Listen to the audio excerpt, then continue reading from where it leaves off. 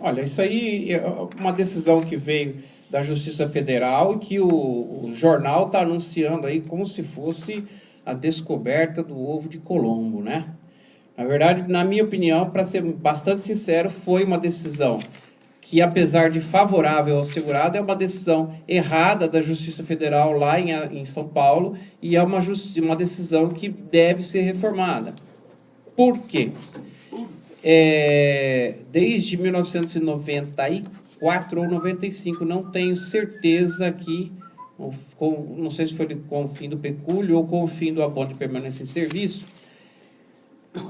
a legislação acabou com aquela... Foi em 84, doutor? Não, 94 ou 95. 94, 95.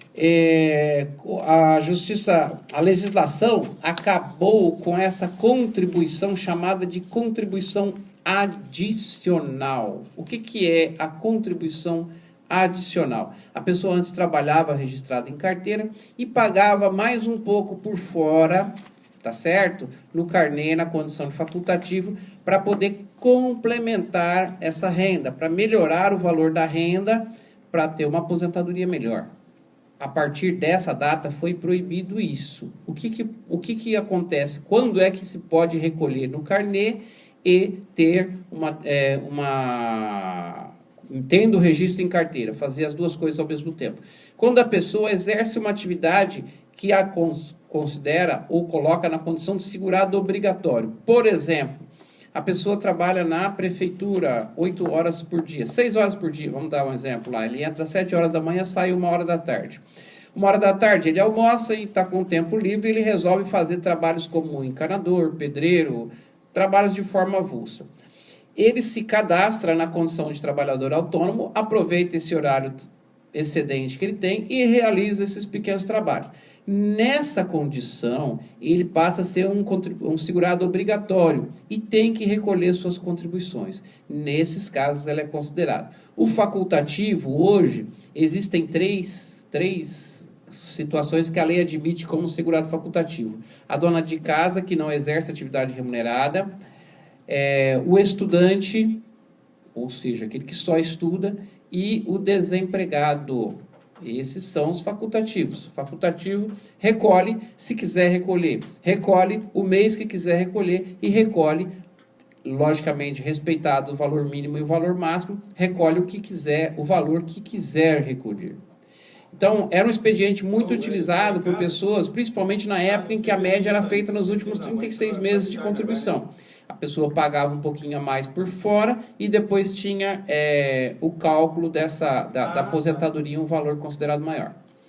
Agora, essa decisão, além de ser uma decisão equivocada, porque manda considerar um período de contribuição na condição de facultativo, ela não é assim tão favorável quanto se parece. Por quê? Porque essa renda, ela não é agregada, ainda que fosse contada, ela não é agregada integralmente. Se a pessoa aposentou, essa renda, ela vai ser agregada, vai ser somada na proporção de 180 avos para cada mês de contribuição recolhida nessa atividade chamada de atividade secundária. Então, eu estou trabalhando aqui na Prefeitura de Penápolis, eu completei os 30 anos de contribuição na Prefeitura de Penápolis e tenho umas contribuições que eu fiz no carnê mais 10 anos, na base de um salário mínimo.